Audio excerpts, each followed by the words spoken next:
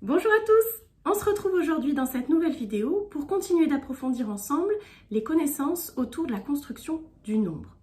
On va s'intéresser plus particulièrement aujourd'hui à la notion de comparaison. On va donc comparer des quantités.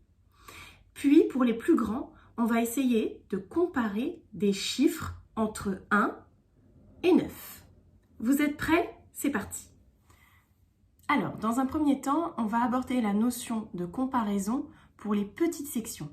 Donc, on va comparer des quantités. On ne va pas comparer des chiffres parce qu'on ne leur demande pas de connaître les chiffres. Par contre, on va leur faire comprendre comment est-ce qu'on compare des quantités. On va donc utiliser un vocabulaire spécifique à cette compréhension. Donc, pour ça, il vous suffit d'avoir 2 bols, comme cela. Et puis, des jetons, des graines... ce que vous trouvez dans votre maison. Moi, j'ai des jetons. Et donc, dans un premier bol, on va mettre peu de jetons. Et dans le deuxième bol,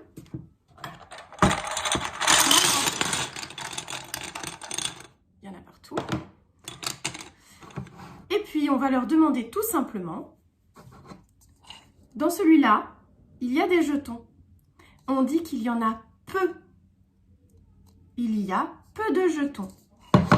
Et ici, il y a beaucoup de jetons. Donc, on utilise ce vocabulaire de la quantité peu et beaucoup. Et on peut rajouter, tu vois, dans ce bol, il y a beaucoup de jetons. Il y en a plus que dans ce bol-là. Dans ce bol-là, il y en a un petit peu. Dans ce bol, il y a moins de jetons que dans le bol où il y en a beaucoup. Ça, c'est la notion de quantité et de comparaison de quantité pour les petits. On va faire maintenant pour les moyens. Pour les moyens, on va procéder d'une toute autre façon. Il vous faut pour cela des jetons ou alors des Legos. On va leur proposer d'empiler les objets pour pouvoir comparer.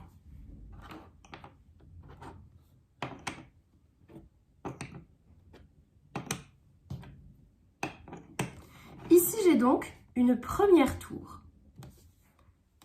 et je vais construire une deuxième tour.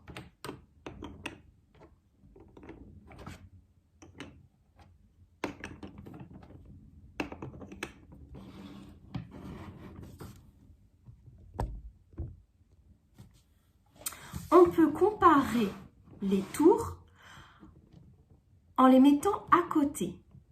Et on voit qu'il y a une différence. En effet, on va insister sur le vocabulaire, encore une fois, avec les moyens, en leur disant, tu vois, il y a une tour qui est plus grande et une tour qui est plus petite.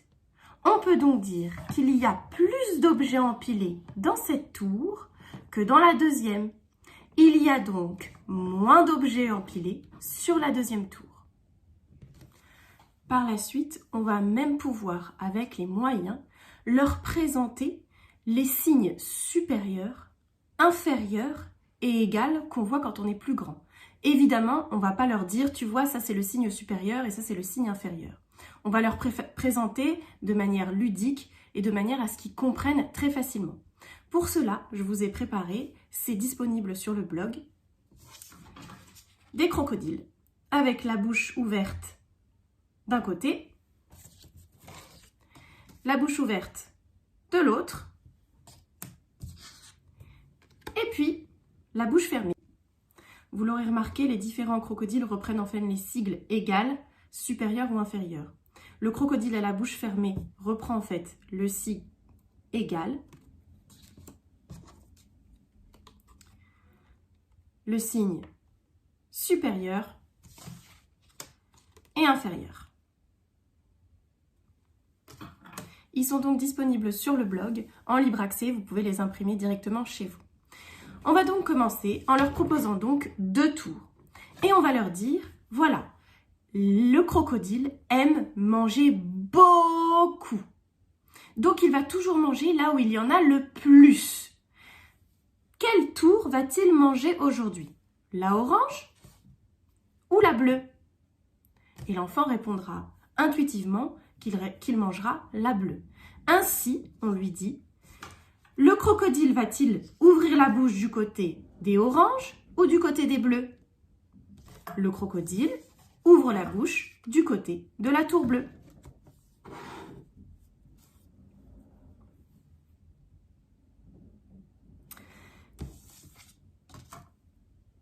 Si nous avons des tours d'une même taille, les enfants ont donc comparé soit en comptant le nombre de jetons qui sont empilés s'ils sont capables, soit en les comparant à la taille. Ils sont donc de même taille. Il y a, on insiste sur le vocabulaire, autant de jetons bleus que de jetons oranges. Le crocodile va-t-il manger l'une de ces tours? Non, le crocodile ne va manger aucune de ces tours, car il n'y en a pas plus ni dans les bleus, ni dans les oranges. Il y a autant de jetons oranges que de jetons bleus. Le crocodile garde donc la bouche fermée.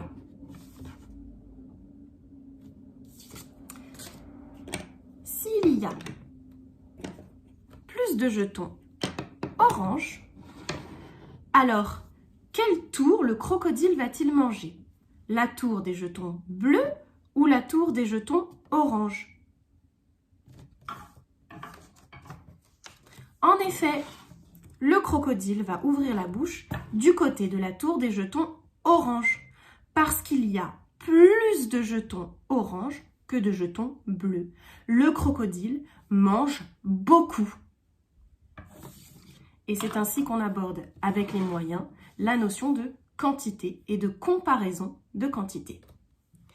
Pour les enfants qui sont le plus à l'aise avec les nombres ou les plus grands, on peut leur proposer d'associer les quantités aux symboles numériques. Pour cela, on leur demande donc de compter les jetons. Ici, il y a 1, 2, 3, 4 jetons. Ils associent ensuite le chiffre à la quantité. Ici, il y a 1, 2, 3, 4, 5 et 6 jetons. On va donc comparer les chiffres 4 et 6. Vous pouvez demander lequel est le plus grand. L'enfant est capable de visu de voir que la tour où il y a 6 jetons est plus grande que la tour où il y a 4 jetons. Il répondra donc que 6 est plus grand que 4. Vous pouvez ensuite introduire les crocodiles et donc les signes inférieurs et supérieurs sans bien sûr préciser qu'ils signifient de supérieur et inférieur. On insiste seulement sur plus, moins, autant. Ici, le crocodile va donc ouvrir la bouche vers quelle tour?